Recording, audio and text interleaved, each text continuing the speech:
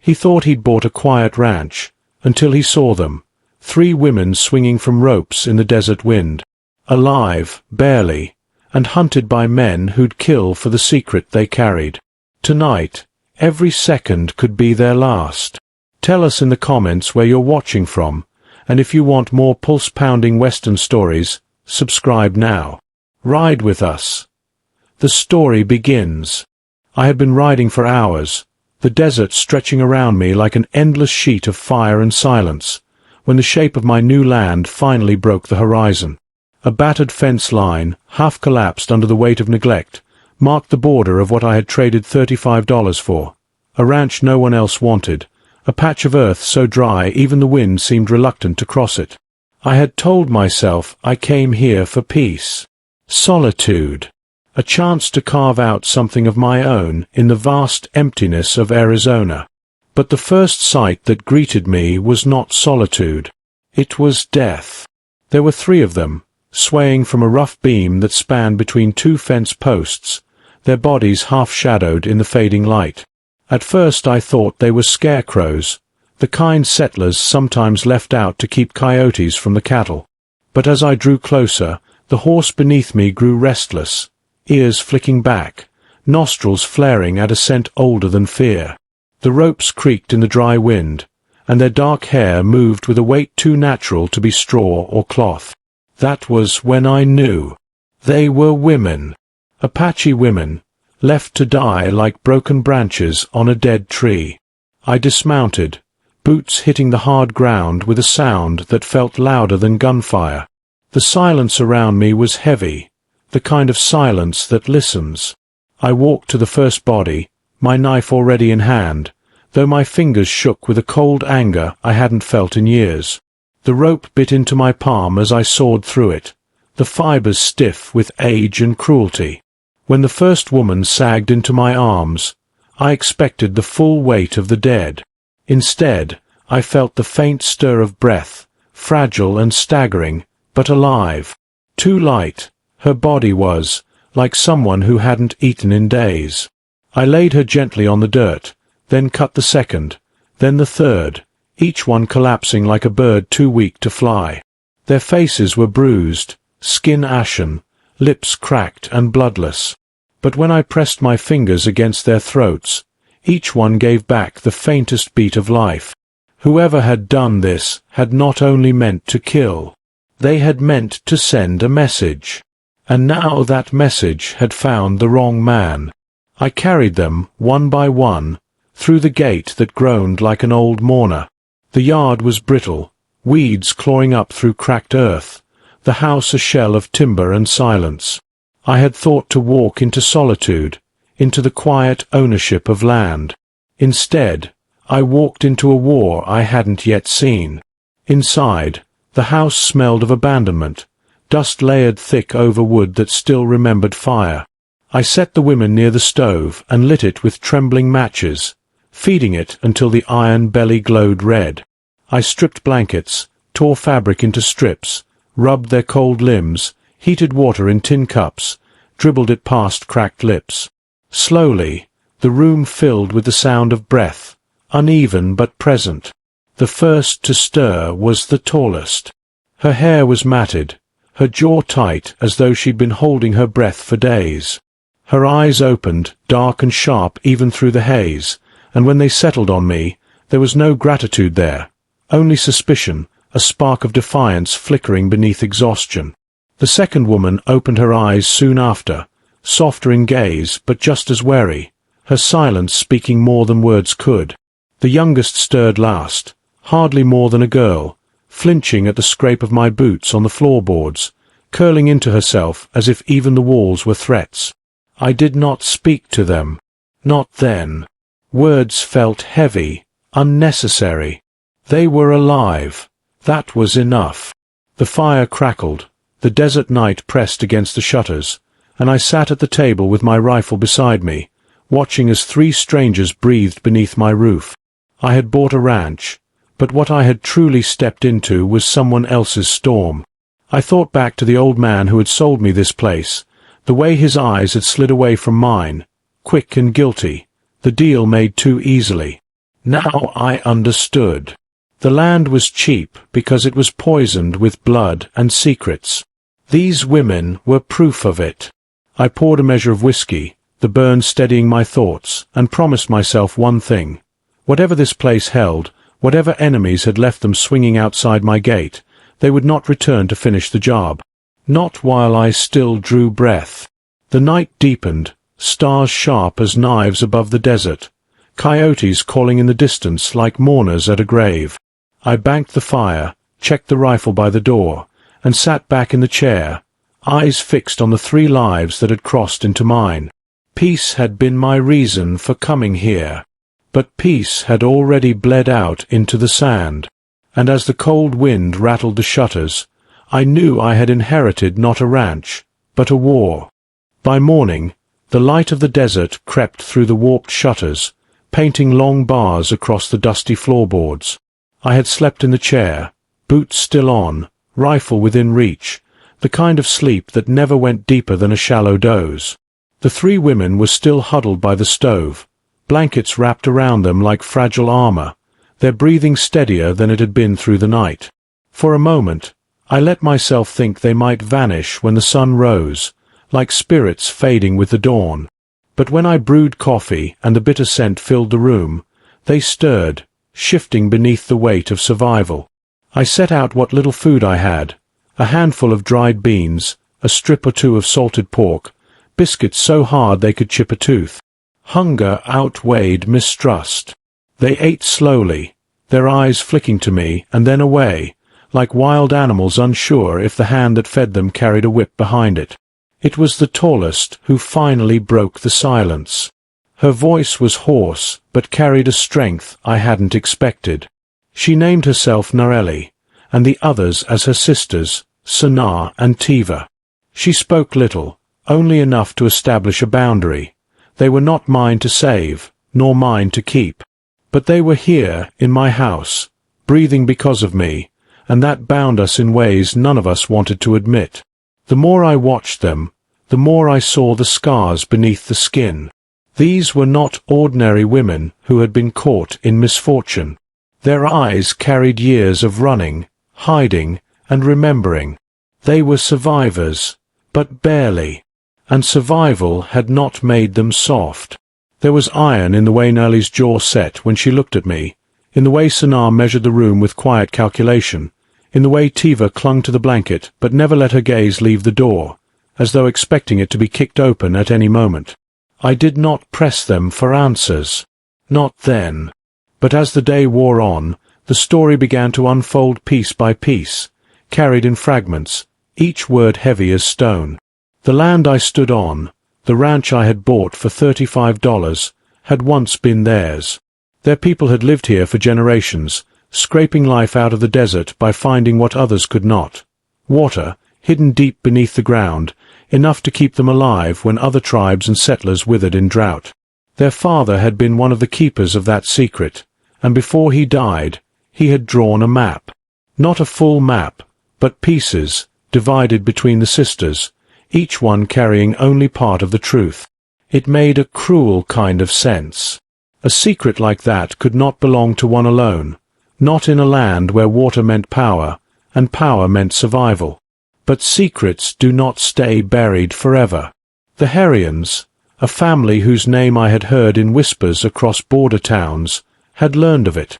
They were not just ranchers, but kings of the desert, their wealth and guns stretching further than the law's reach. When they came for the Apache village, they did not come with mercy. They came with fire and bullets, leaving only ruin behind. The sisters had survived only because they had been hidden away, taken by an uncle who thought he could shield them. But the Herians had not stopped. 4 years they hunted the girls, because they carried the memory of the water, and the pieces of the map that proved it was real. I listened in silence, the coffee in my cup growing cold, the weight of their words pressing into me like the desert heat.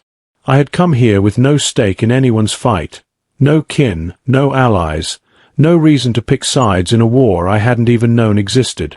But there they were, 3 lives in my house, 3 survivors of a slaughter, 3 keepers of a secret men would kill for. and the ropes outside my gate had been no accident. They had been hung there as bait, as a warning, as a test. Whoever left them meant for someone to find them. That thought gnawed at me long after the telling ended. If I had ridden past, would another man have cut them down, or would they have been left to wither in the wind? And if someone else had found them, would he have done what I did? Brought them inside, lit the fire, given them food, or would he have sold them to the Herians for a pouch of coin? By afternoon, I was outside mending a section of the fence, hammer ringing against warped wood, when the sound of distant hooves reached me. At first it was faint, just another rhythm in the desert silence. But as the dust rose on the horizon, I felt the air tighten around me. Riders. They were not moving fast, not charging, not chasing. They came steady, measured, like men who already knew exactly where they were headed. I set the hammer down and wiped sweat from my brow, my eyes fixed on the shapes drawing closer. Behind me, the house creaked, and when I glanced back, I saw Nerli standing in the doorway. Her gaze narrowed as the riders came into focus, and she spoke one name. Crowley.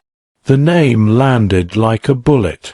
I had heard it before, in taverns and along trails, a name that carried the weight of death. Silas Crowley, right hand to the Herians, a man who had built his reputation on the bones of those who defied him. If he was here, then the Herians already knew the sisters had survived. The riders pulled up at the porch, dust settling around them like a storm that had not yet broken.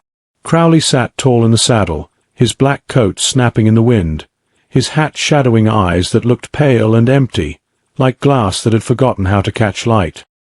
His men lingered behind him, rifles easy in their hands, faces carved from hard years. I didn't need to hear his words to know what he had come for.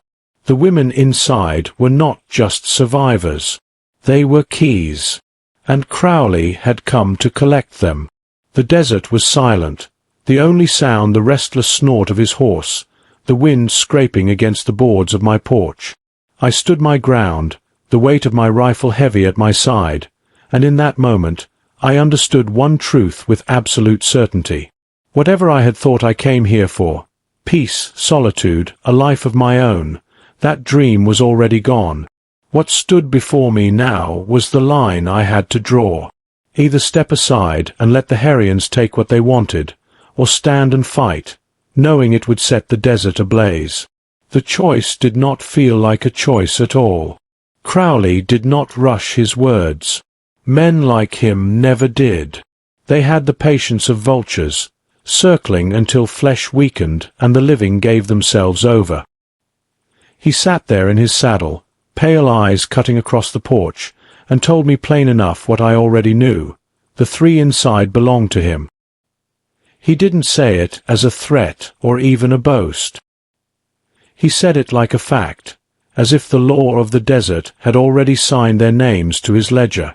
I listened, the dry wind pulling at my coat, while his men shifted easy in their saddles, rifles resting across their thighs. They looked at me the way you might look at a fence that needed breaking down. Something in the way, nothing more. Crowley spoke of his employer, of the debt the women carried, of the property they had stolen. He gave me a choice, though it wasn't a real one. Hand them over, or be buried with the ranch I had bought. I don't remember deciding to answer. The words came out before I could think them away. I told him no. Simple as that. The smile that had been clinging to his face drained away, leaving only the shadow of what lay beneath. He leaned forward in the saddle, voice flat as a drawn blade, and promised me ruin. By sunset the next day, he said, I was to ride those women into town and deliver them to his hands. If I did, perhaps I'd see another sunrise. If I didn't, he would come back with more men than I could count, and he'd burn the place to the last nail, making sure I saw every flame before it swallowed me. Then he turned his horse, the others following without a word, their hooves drumming the earth until the dust swallowed them whole. Silence rushed in behind them, but it wasn't peace. It was the silence of something waiting, something sharpening its teeth.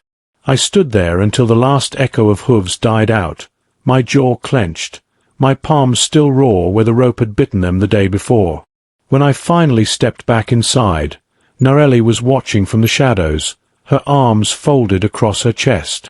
She told me, without saying it outright, that I could have saved myself by letting them go. She wasn't wrong. The others stood behind her, their eyes fixed on me, searching for something I didn't even know I had to give. I told them plain, I wasn't in the habit of handing people over to be killed, even if it meant Crowley brought hell to my door. The words hung heavy in the room, and for a long moment, no one spoke. It wasn't trust they gave me then. Trust was too expensive a coin for people who had been hunted their whole lives. But it was something close. An acknowledgement. A fragile line drawn between strangers forced into the same fight. We didn't waste the rest of the afternoon. Trouble had set its clock, and we had less than a day to prepare for it. I checked every firearm I owned, laid out what little ammunition I had, and walked the yard with the eye of a man who had built defenses before. The house was old, but sturdy enough if boarded in the right places. I nailed shut the weakest windows, reinforced the doors, and set plans in my head for choke points along the fence. Narelli moved with me, not offering words but presence, a steady shadow that seemed to weigh every hammer strike I drove. Sanar helped where she could, quiet and precise, her gaze constantly scanning the horizon as if Crowley might reappear any moment. Even Tiva, slight as she was, carried water and kindling, refusing to be sent inside. Their fear was there, woven through every movement, but it wasn't weakness. It was fuel, hardening into resolve. As the light bled out of the sky, I found myself standing at the edge of the yard, watching the sun sink behind the jagged line of distant hills. Somewhere out there, Crowley was gathering his men, saddling horses, oiling rifles. Somewhere out there, death was already walking toward me. And yet, as the shadows lengthened and the desert night began to creep in, I felt something else pressing against the fear, a kind of cold certainty. I had been running from war my whole life, but the West had a way of finding the fight in you, whether you wanted it or not. Back inside, the sisters huddled near the stove again, their faces lit by the wavering glow of fire.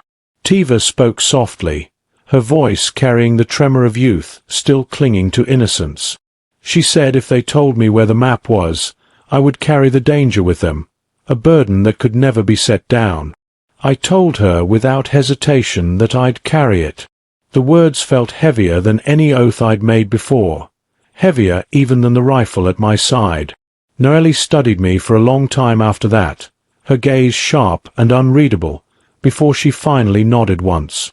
They would decide by morning, she said, if I was truly part of their fight.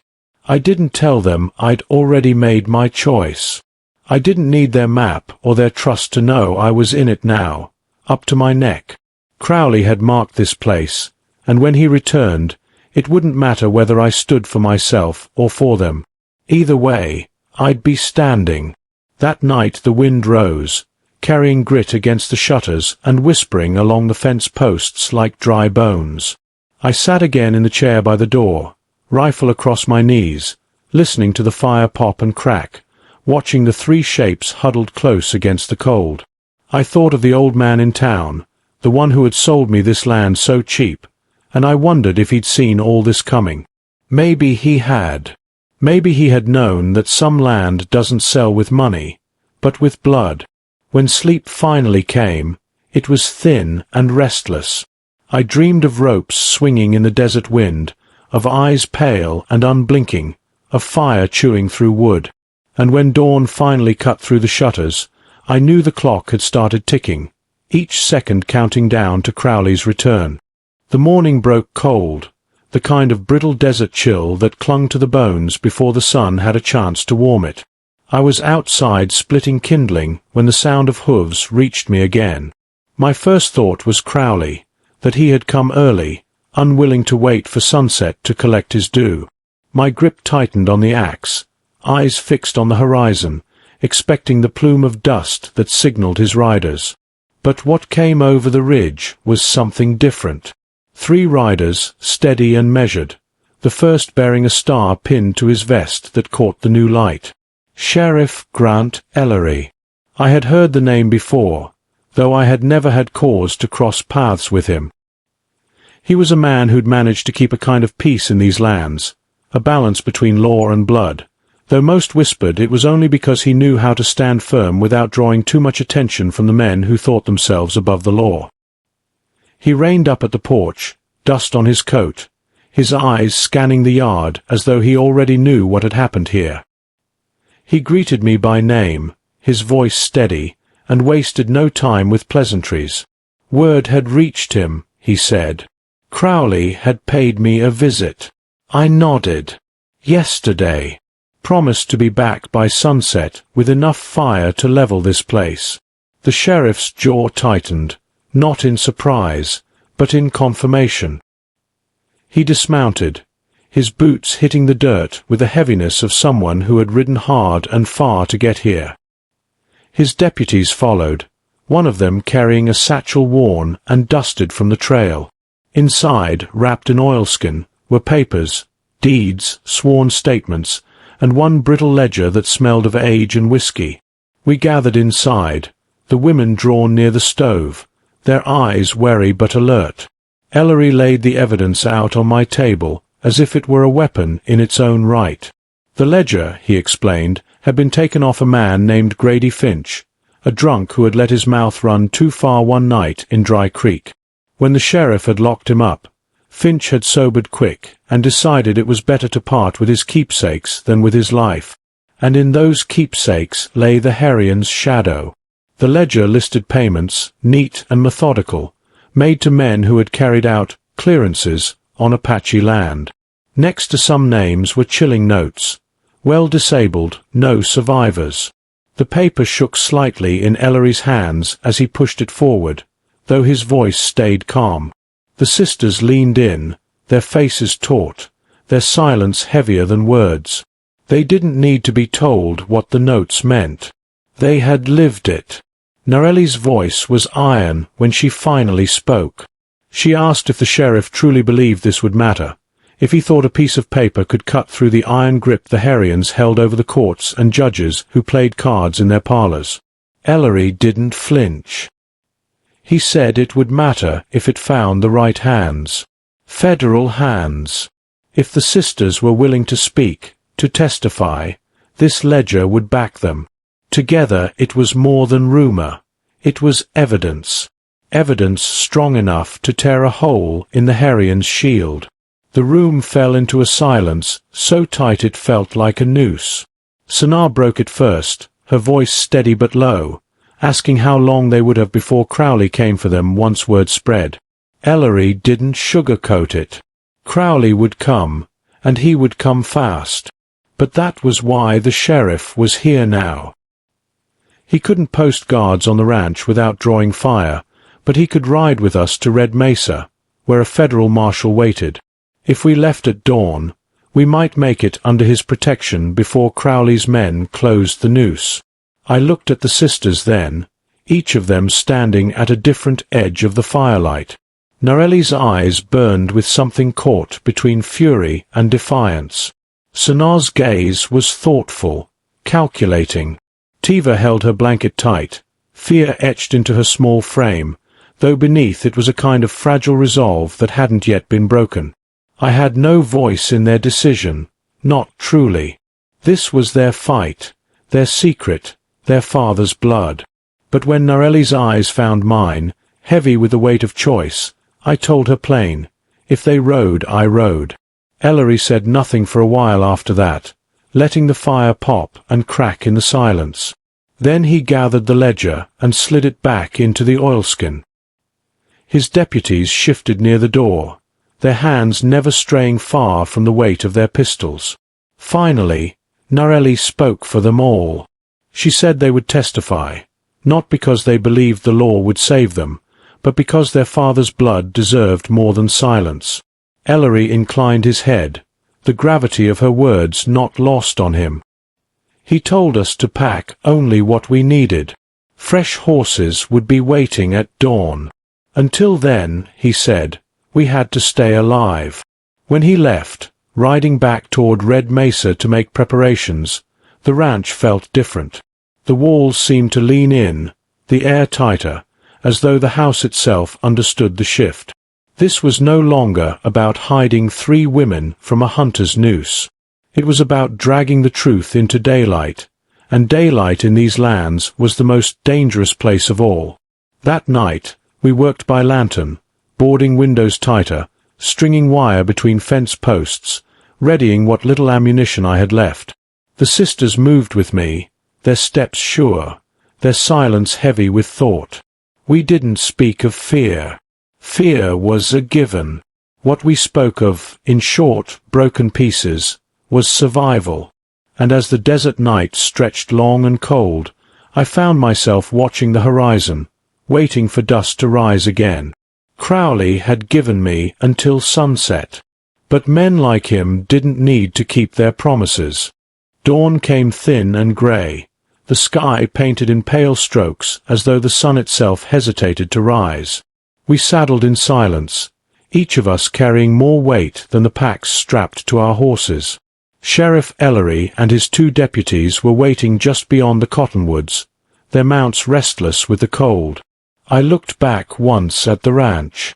Boards nailed across the windows, smoke rising faintly from the stove where the fire still burned low. I'd bought the place to build something, a quiet corner of the world to disappear into. Now it looked more like a tomb I'd narrowly escaped. The land doesn't keep secrets. It just waits for new bones. We rode out slow, keeping to the dry creek beds where the dust wouldn't betray us so easily.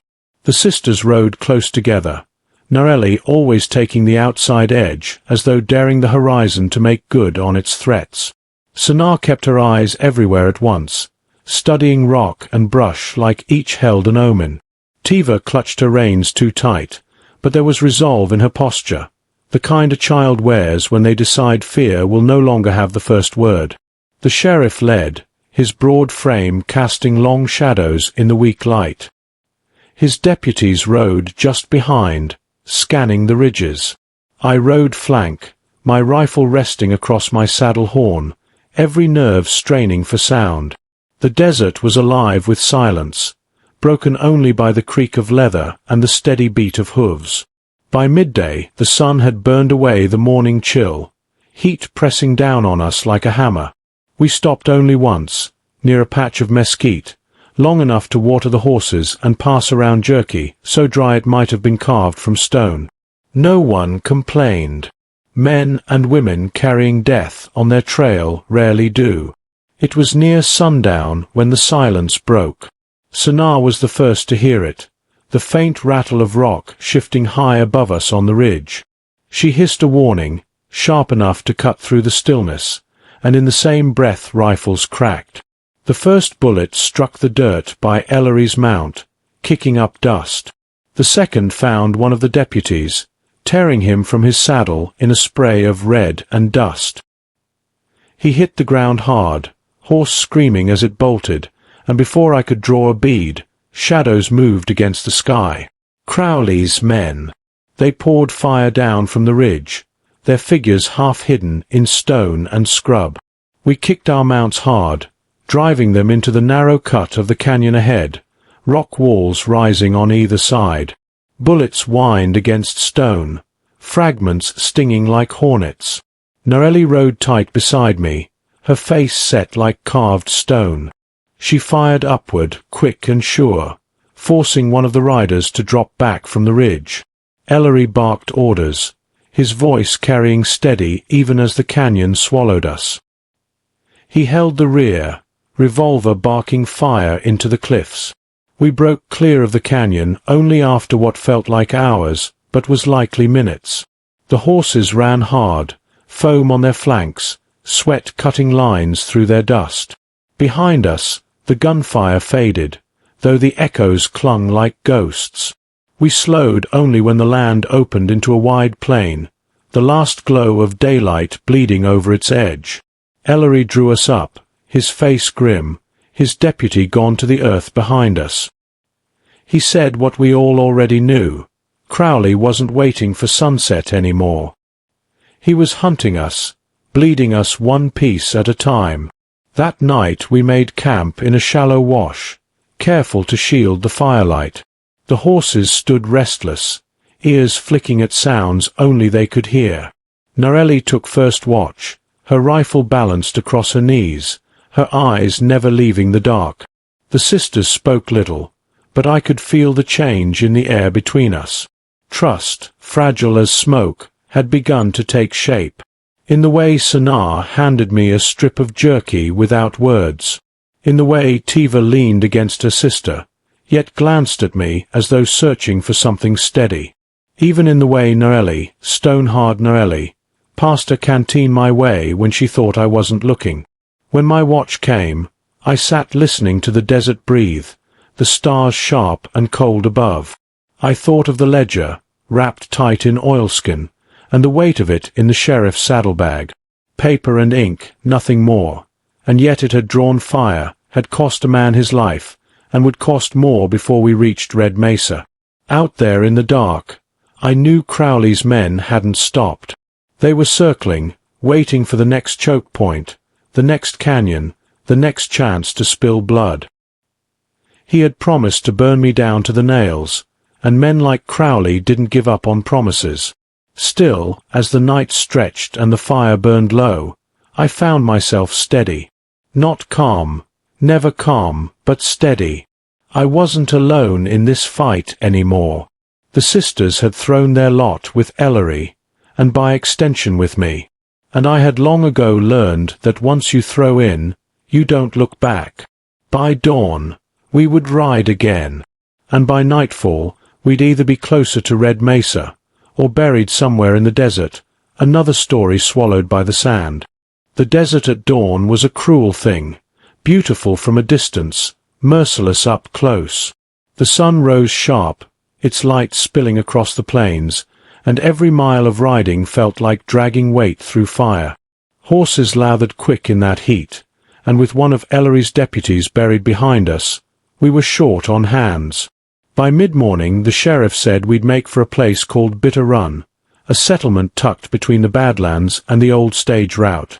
Not much more than a saloon, a smithy, and a few scattered shacks, but it offered water, fodder, and a chance to breathe.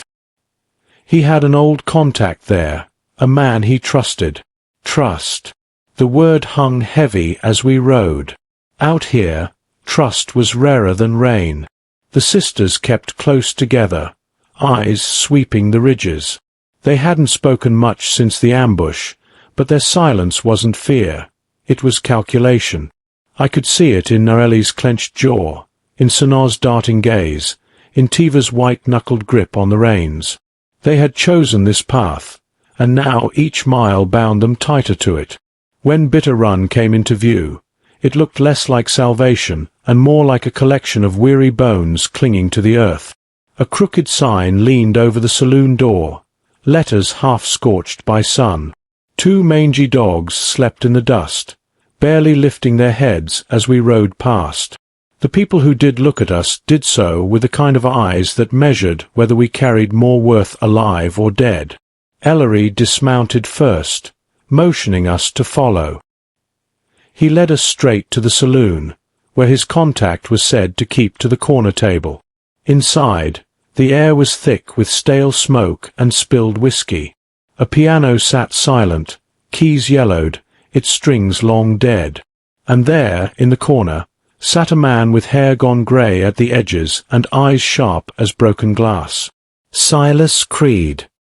He and Ellery clasped hands with the gravity of men who'd once shared blood or gunfire, maybe both. "Grant," Silas rasped, his gaze flicking to the sisters, then to me. "You've brought company." "On my way to Red Mesa," Ellery said. "Need fresh mounts, supplies." "Quietly."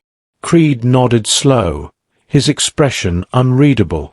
"Quiet's in short supply these days. Crowley's men been sniffin' through here, asking questions. That set the sisters on edge, and I didn't blame them. The thought of Crowley's shadow stretching even into this dusty backwater gnawed at the little thread of safety we'd managed to cling to. Still, Creed made arrangements. Stable hands took our horses. A boy brought water in cracked clay pitchers. Ellery spoke low with Creed, while the rest of us sat in uneasy silence. It wasn't until Sanaa's hand brushed mine under the table that I noticed the shift. She leaned in, whispering so soft it barely carried over the creak of floorboards.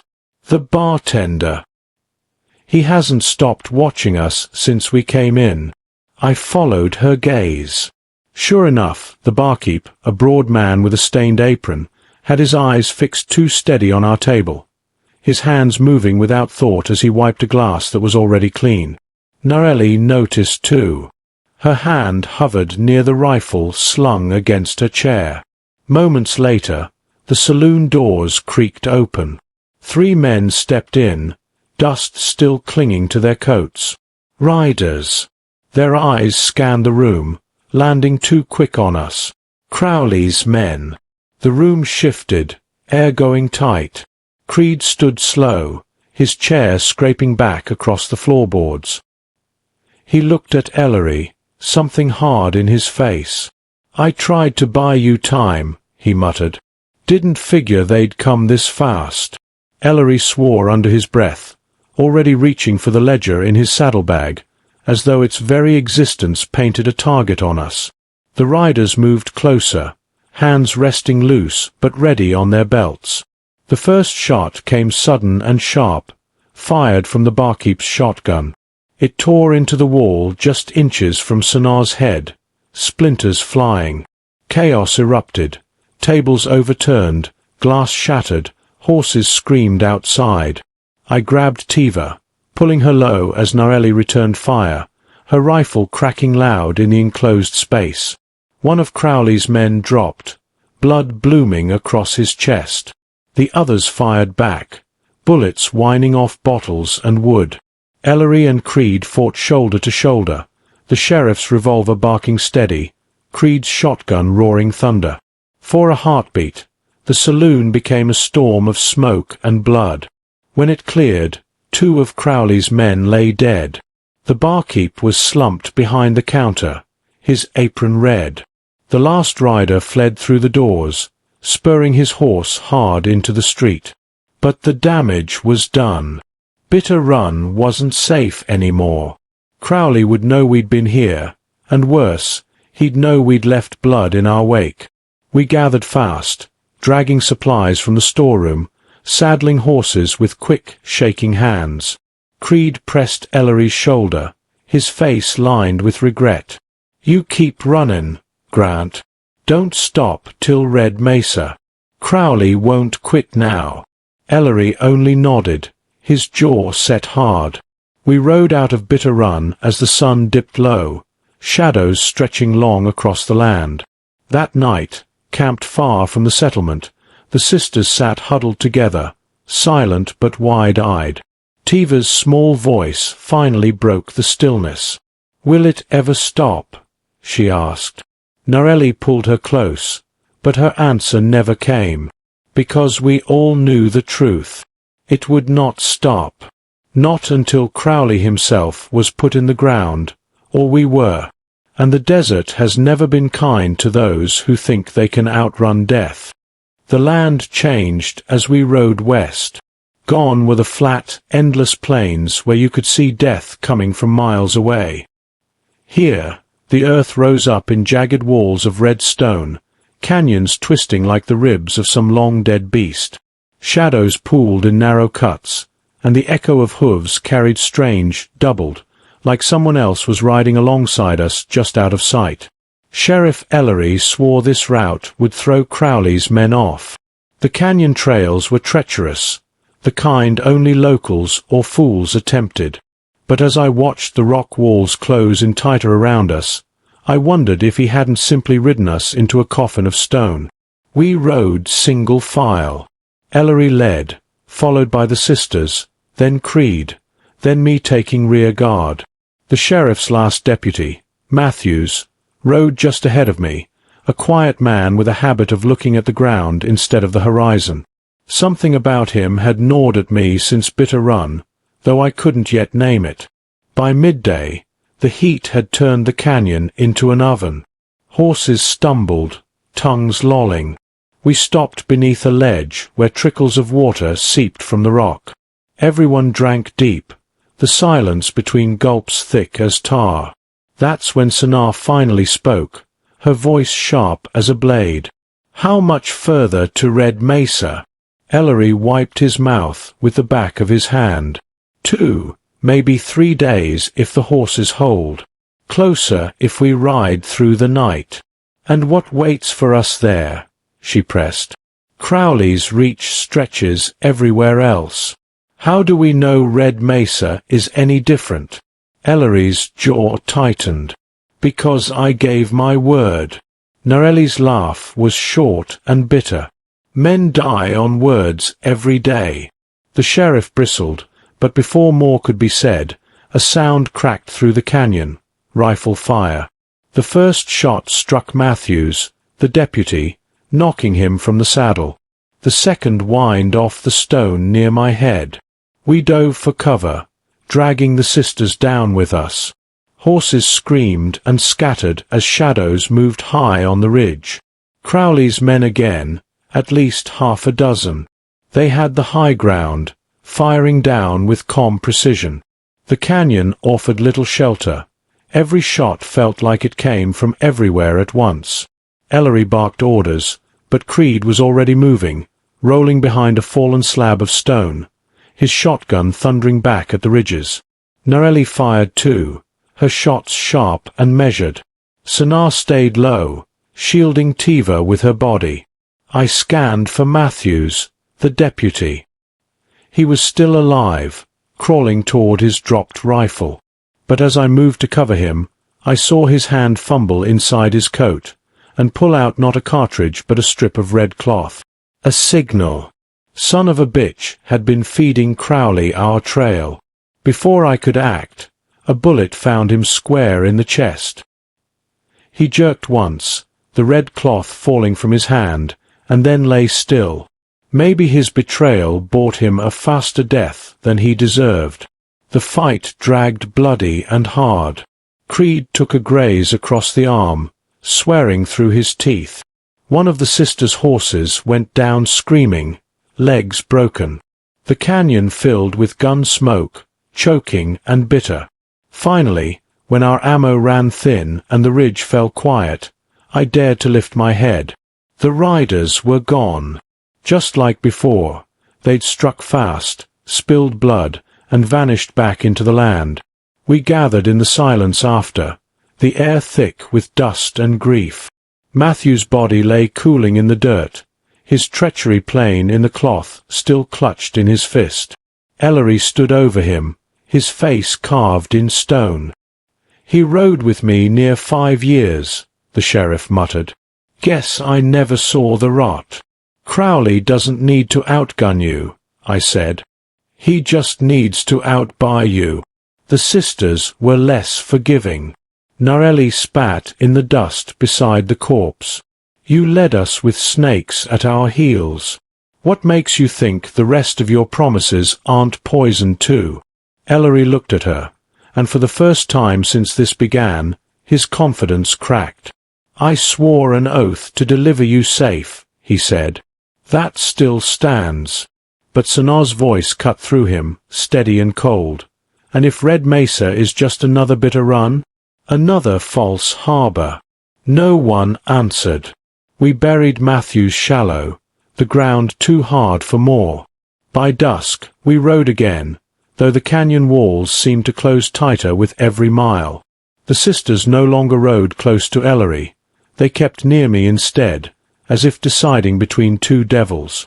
That night we made camp without fire. The desert air turned sharp and cold, wind whispering down the stone like voices. Tiva couldn't sleep, staring at the stars with wide, frightened eyes. I kept watch, rifle across my knees, listening for echoes that might not belong to us. Crowley was closing the noose. That much was certain. But a darker thought gnawed at me as the night dragged on. Maybe Narelli was right. Maybe Red Mesa wasn't salvation. Maybe it was the end of the trail. The desert does not need bullets to kill you. It has its own weapons: heat, thirst, and time. But that night, it chose another wind. The storm came without warning. One moment, the air was still, brittle with silence. The next, it roared like some ancient beast, sand and grit lashing against our faces with the bite of knives. The canyon funneled it, turning every gust into a hammer. Horses screamed, rearing, and we had to cling to their bridles just to keep them from bolting into the black. We found a hollow beneath a jut of rock and crammed ourselves inside, bodies pressed close against the cold stone. Sand still whipped through the gaps, stinging our eyes and skin raw. In that blind darkness, all we had were the sounds: the storm's rage, the rasp of strained breathing, the quiet sobs of Tiva muffled against Noelli's chest. The storm lasted until dawn. When it finally broke, the world was changed. Our camp was buried beneath drifts of sand, supplies half lost or ruined. The horses were restless, eyes wild, foam flecking their mouths. And our waterskins, 3 of the 6 had torn in the storm, their contents spilled into the thirsty ground.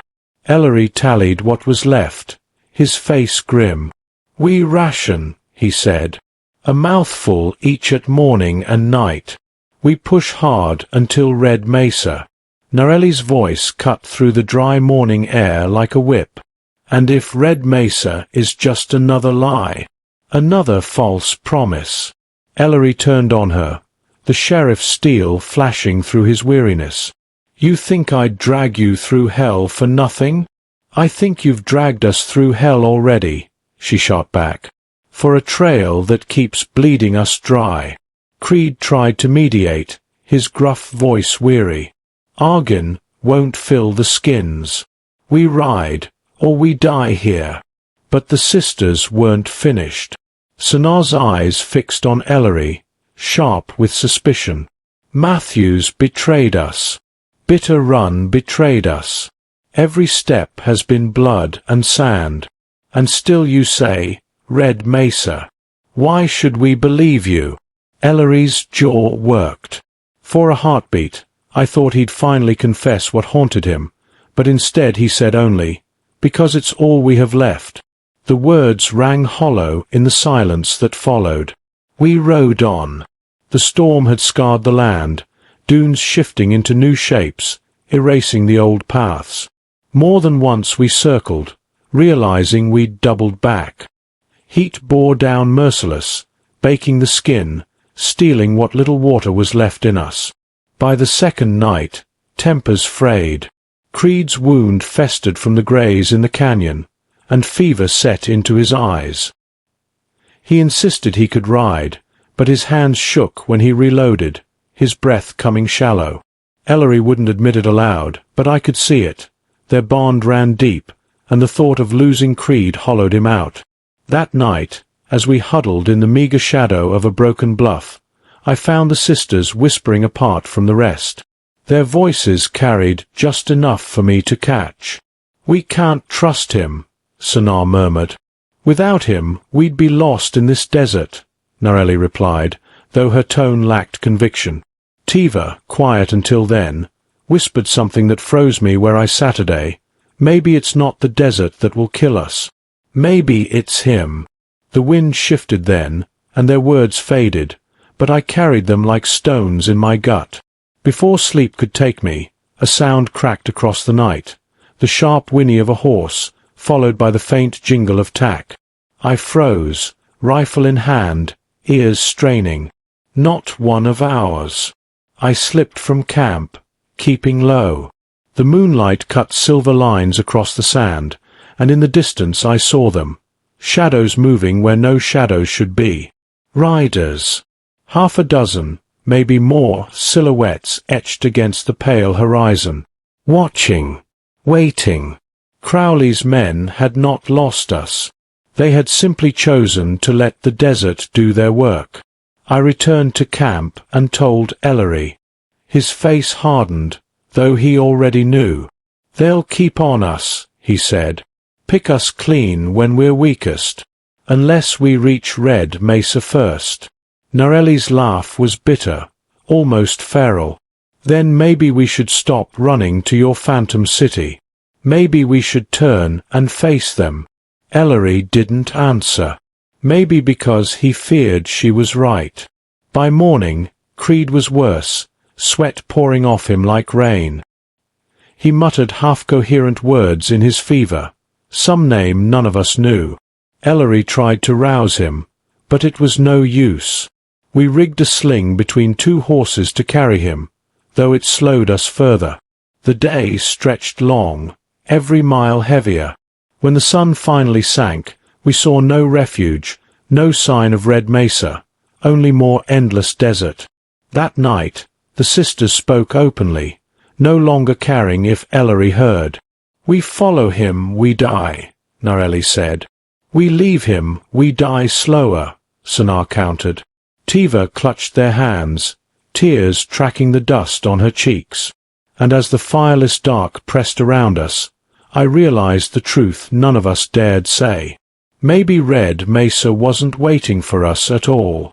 Maybe the desert was all there would ever be. We buried the last of our water on the third night. Not by choice, but because the skin split, its contents soaking into the sand before we could catch more than a handful. By dawn, our lips were cracked, our tongues thick as leather. Creed burned with fever, mumbling names none of us knew. Ellery kept riding beside him, eyes hollow, as though his will alone could hold his friend in this world. The sisters no longer spoke of Red Mesa. Their words were clipped, sharp, focused only on each new step, each horizon that revealed nothing but more desert. And then the desert finally broke.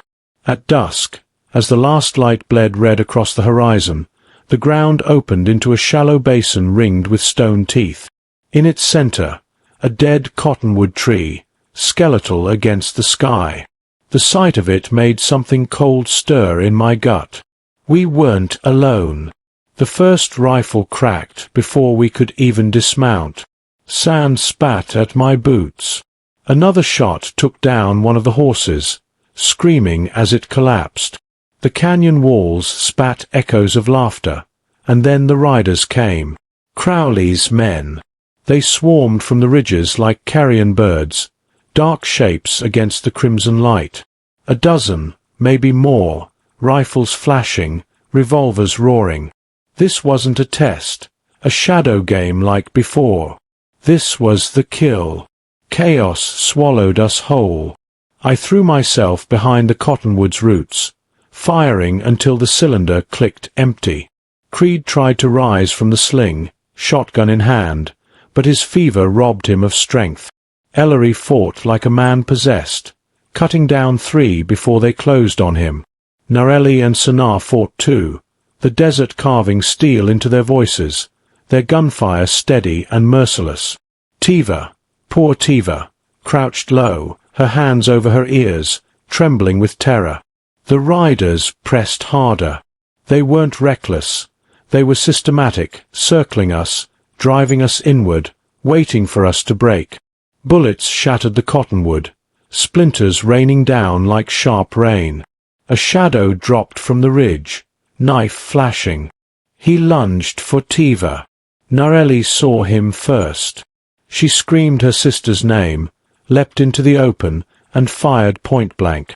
The rider fell, but another shot answered, tearing into Narelli's side. She staggered, dropped her gun, and crumpled into the sand. Sonar's cry ripped through the battlefield. She dragged Narelli back behind cover, pressing her hands against the wound, blood pouring between her fingers. "Stay with me! Stay with me! Damn you!" But Narelli's eyes fluttered, her breaths shallow. The fight raged on. Creed finally fired, a wild blast that tore one rider clean from the saddle. But his fever took him, and he sagged back, gun slipping from his hand. Ellery caught him, refusing to let go even as bullets snapped past. I reloaded with shaking hands, heart pounding. For a moment, I thought we might all be swallowed there, nameless bones in the desert. Then, as suddenly as it began, the tide shifted. A whistle cut the air, sharp and shrill. Crowley's men pulled back, retreating into the ridges with mocking laughter. They'd left us bleeding, broken, but not dead. Not yet.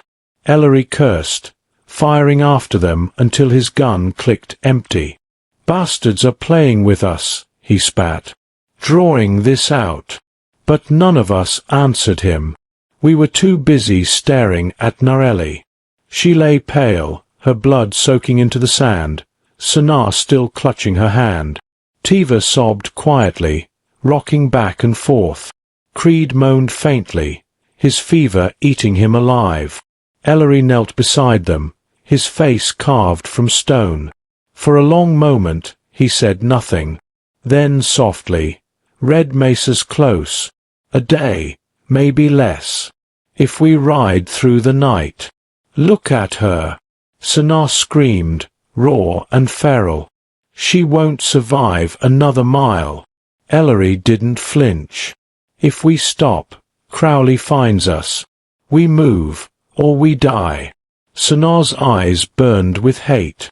"Your oath means nothing. All your promises have brought us here. Blood in the sand, sisters dying." Ellery held her gaze, unflinching.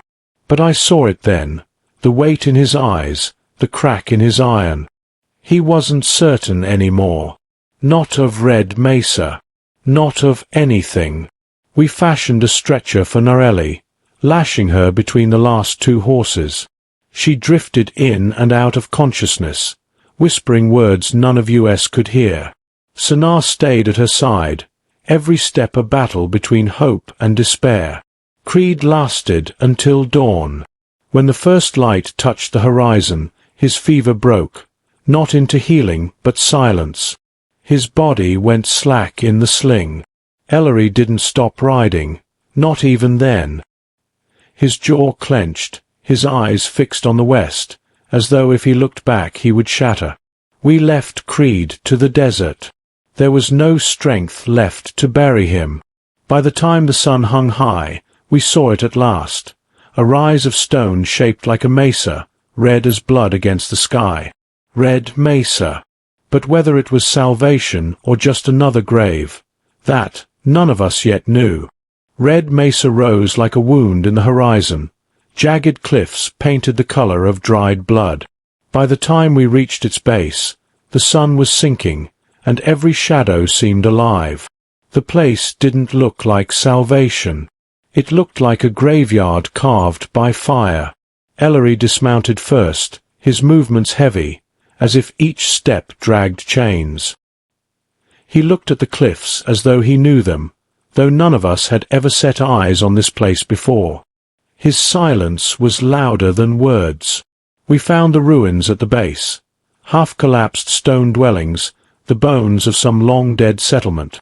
Wind whistled through empty doorways, carrying the scent of dust and old ash.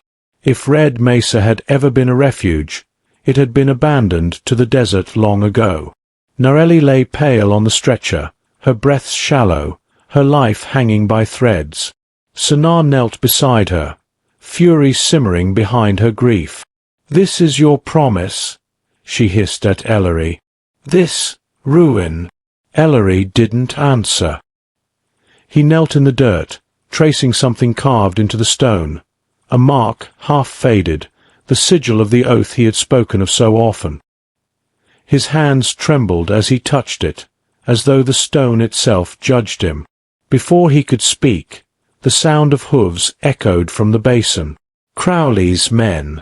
They fanned out across the ridge, rifles glinting in the dying light, their laughter rolling down the canyon walls. And at their center rode Crowley himself, black coat billowing, eyes fixed on us like a wolf staring down wounded prey. "There's nowhere left to run, Ellery," he called, voice booming in the twilight. No more oaths. No more lies. Only the reckoning. The sisters tightened their grips on their weapons. Even Tiva, who had once trembled, now clenched her jaw and reached for a pistol with shaking hands. The air was heavy, electric, as if the desert itself held its breath. The ruins of Red Mesa were no sanctuary. They were an altar, and all of us, sacrifice waiting for the blade. Ellery rose slowly, dust clinging to his coat. His eyes met Crowley's, and in them I saw the storm breaking. The final reckoning had come. The air above Red Mesa shimmered with heat and tension. Crowley's men spread across the basin like predators closing in on their prey, but the ruins gave us cover. Crumbling walls, jagged stone, and the narrow shadows of doorways. Every one of us moved with the knowledge that this fight would decide not just our lives, but the fate of the sisters' secret, the map to the hidden water, the key to power in this scorched land. Ellery's eyes met mine first. Silent acknowledgement passed between us. No more hesitating, no more doubt. He knew the cost, but there was no choice left. Norelli lay propped against the remnants of a collapsed wall, bandages wrapped tight, blood darkening her shirt. Despite the pain, her eyes blazed, unbroken. Beside her, Sonar and Tiva readied weapons, hands steady now, hearts forged in fire from months of running, fighting, and watching the desert steal everything from them. Crowley's voice echoed across the basin. "I've given you every chance, Rowan. Every one. Hand them over, and I might let you live." I stepped into the open, rifle across my chest. "They don't belong to you," I said. "And neither do I." The first shots cracked, sharp against the stone. Chaos erupted. Bullets tore into walls, splintered wood, kicked up sand. Ellery moved like a shadow, taking cover and returning fire with deadly precision. His years of law and survival carving every move. Creed's absence gnawed at me, but his lessons, how to hold my ground, how to calculate the odds, kept me alive. Norelli fired beside me, each shot precise, deliberate. Sonar picked off men from unexpected angles, using the broken walls to vanish and reappear like smoke. Tiva, small but fierce, took her chance, striking at a rider attempting to flank us. Her first kill. Her hands shook afterward, but she didn't falter. Crowley rode forward himself, the black coat of his command snapping in the wind. He carried a pistol in each hand, his face carved with cruelty and certainty. He wanted the map, the sisters, the proof of power they carried, and he wanted to make sure we all understood who ruled this land. I took aim and fired at the nearest rider, the rifle bucking in my shoulder. The shot rang true. Crowley's men faltered, but the leader did not. He laughed, the sound cold as stone, and charged across the open basin. Ellery shouted a warning, but it was too late. Crowley drew a knife mid-stride, cutting through the air. I dove to intercept him, my rifle swinging as a club. The clash was brutal, close enough that sweat and dust mixed with a metallic taste of fear. Behind us, the sisters fought like storms. Every swing, every shot, every movement kept the line from breaking. Norelli staggered, wounded, but grabbed a discarded pistol and fired at a rider attempting to ambush her sisters. Sonar tackled another, wrestling him into the sand, twisting until he lay still. Tiva ducked, rolled, and shot another trying to surround her. Crowley and I fought in a blur. His knife was sharp, his movements practiced. Mine were desperate, fueled by anger and the burning need to protect these women who had survived everything. The fight swung, each of us testing the other's endurance. Then, with a quick feint and a hard strike, I sent Crowley stumbling back into the ruins, his own momentum turning against him. Ellery seized the moment, throwing himself at Crowley, grappling, restraining, forcing him to the ground. Crowley struggled, But years of wait and the desert's fury had left him slower than his reputation claimed. The other men either fell or fled. The last shots were ringing echoes across the basin when silence finally began to settle. Dust drifted in the air, catching the blood in the stone cracks like frozen red fire. Narelli, bleeding but alive, rose slowly, leaning on Sonar. Tiva wiped sweat and blood from her face, trembling, yet standing. Ellery released Crowley, holding him at gunpoint, and I saw the fear that had always hid beneath his cold exterior. "You lost," I said, voice low and deadly. "Your hunt is over." Crowley's laugh was gone. Only hatred remained in his pale eyes, fading as the sisters stepped forward. Together they held the map, the truth of their land and their father's sacrifice, a power Crowley would never hold. Red Mesa was not a grave, after all. It was a refuge forged in blood, survival, and unbroken will. We stood there, the desert settling around us, wind whispering through the ruined walls. Nothing could bring back what had been lost. The deputy, Creed, the nights of endless terror, but we were alive. We had endured. And for the first time in months, we dared to believe that maybe the West could be ours, not ruled by men like Crowley, but claimed by those who survived it with courage and truth. The sisters' eyes met mine, and for the first time, I saw more than fear or desperation. I saw hope. And in that hope, I knew the fight was over. The desert was quiet again. The sun sank behind Red Mesa, painting the land in fire and gold. We had survived. If you were in his boots, facing the desert, the guns, and the men who'd kill for power, would you have stood your ground? Share your thoughts in the comments below, and don't forget to like this video. And while you're here, explore the other stories waiting for you on the screen. More dust, danger, and daring waits just a click away.